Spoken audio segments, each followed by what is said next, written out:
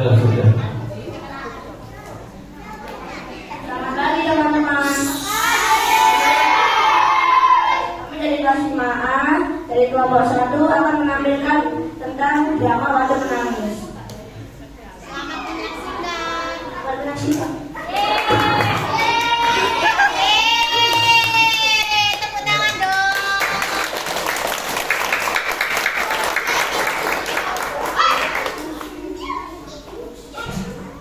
Naskah drama Legenda Batu Menangis. Al-Kisah. Di sebuah bukit yang jauh dari kota di daerah Kalimantan hiduplah seorang janda miskin dan seorang anak gadisnya. Anak gadis janda itu bernama Dani. Rupanya sama cantik jelita. Namun sayang, ia memiliki perilaku yang amat buruk. Gadis itu amat pemalas, tak pernah membantu ibunya melakukan pekerjaan-pekerjaan rumah. Kerjanya hanya bersolek setiap hari. Segala permintaannya harus dituruti. Setiap kali ia meminta sesuatu kepada ibunya harus dikabulkan, tanpa mempedulikan keadaan ibunya yang miskin. Setiap hari harus membanting tulang mencari sesuatu nasi. Suatu hari seperti biasa gadis itu mengurung dirinya di dalam kamarnya. Ia tak mau matahari merusak kulitnya. Ia menggelar debu-debu mengotori wajahnya. Ibu! Sang ibu tergesa-gesa menghampiri pulihnya. Beberapa kali aku bilang bahwa setiap aku bangun, ibu harus sudah menata kamar ini hingga lagi, menyediakan dulu air hangat dan membuatkan minuman saji untukku. Kamu itu sudah besar, nak. Kamu bisa mengerjakan semua itu sendiri.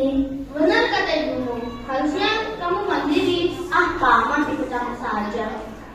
Sang ibu hanya mengurus badan, hatinya gelisah. Kesibukan mempercayai diri hanya itulah yang selalu dilakukan putrinya yang pemalas itu. Matahari mulai memancarkan sinarnya. Sang ibu mulai bersiap-siap untuk berangkat ke sawah untuk bekerja. Ia tidak lupa mengajak Darmi untuk membantunya di sawah. Darmi, ayo bantu ibu bekerja di sawah. Tidak, Bu. Nanti kalau kuku dan kulitku kotor gimana? Apa kamu tidak kasihan sama ibumu? Aku kan lagi dandan. Lagian kamu kan bisa membantu ibu.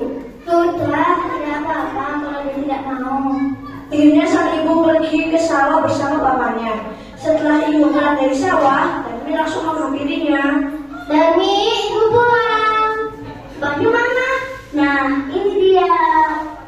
Jangan, nak. Uang itu untuk membeli beras. Bedangku habis, Bu. Mesti beli yang baru. Kamu itu jadi anak bisanya cuma minta aja, tapi tidak mau bekerja. Meskipun marah, sang ibu tetap memberikan uang itu kepada Darmi. Keesokan harinya, ketika ibunya pulang dari bekerja, si Darmi meminta lagi uang upah yang diperoleh ibunya untuk membeli alat kecantikannya yang lain. Keadaan itu terjadi setiap hari. Suatu hari, sang ibu mencoba untuk membujuk anaknya agar mulai mengubah tabiat buruknya.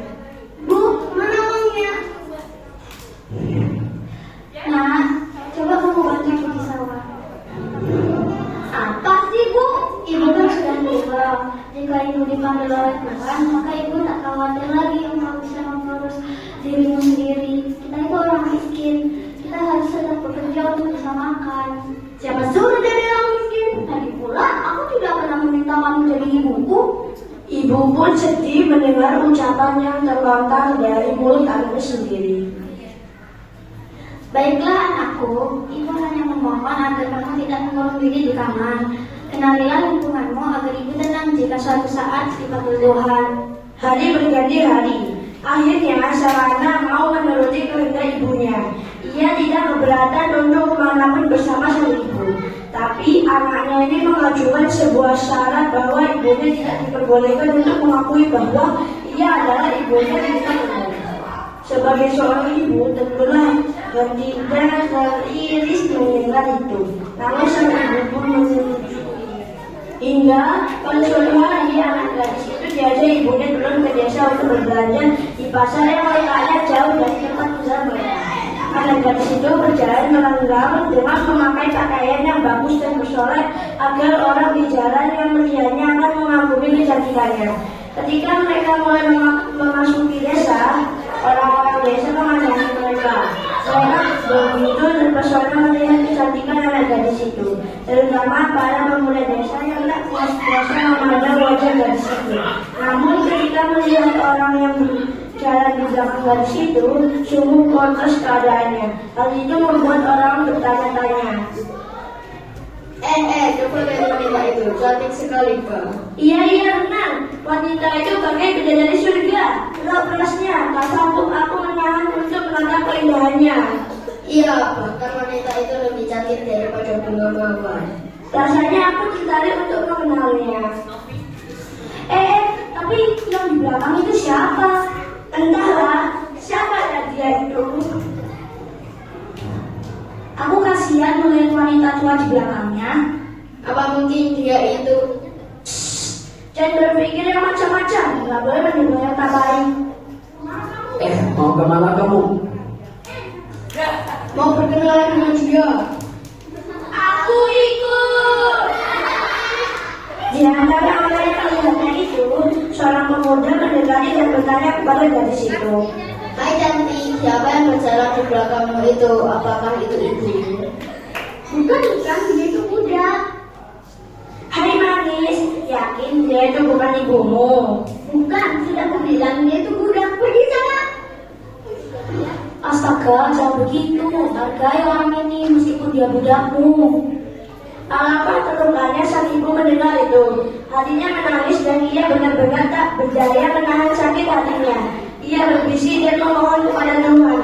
Akhirnya si ibu pun berdoa. Ya Tuhan, hamba tak kuat menahan ini. Anak-anak hamba begitu tega memperlihatkan diri hamba sendiri. Ya Tuhan, hukumlah dia. Atas kekuasaan Tuhan Yang Maha Esa, perlahan-lahan tubuh gadis durhaka itu berubah menjadi batu. Perubahan itu dimulai dari kaki. Ketika perubahan itu telah mencapai setengah badan, anak gadis itu menangis memohon ampun kepada ibunya. Oh ibu ampunilah saya, ampunilah kedurhakaan anakku selama ini. Ibu ampunilah.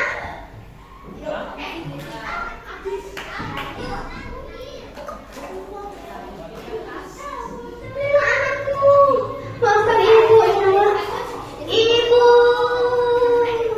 Anak gadis itu terus menatap dan menangis memohon kepada ibunya. Akan tetapi semuanya telah terlambat. Seluruh tubuh gadis itu akhirnya berubah menjadi batu.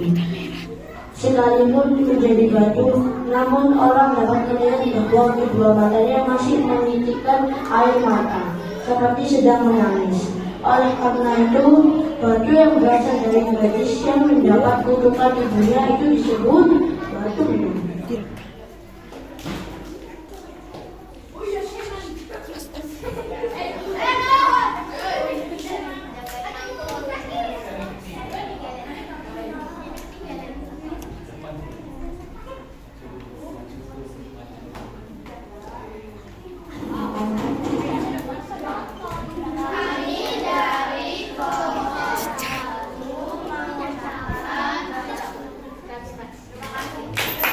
Terima kasih.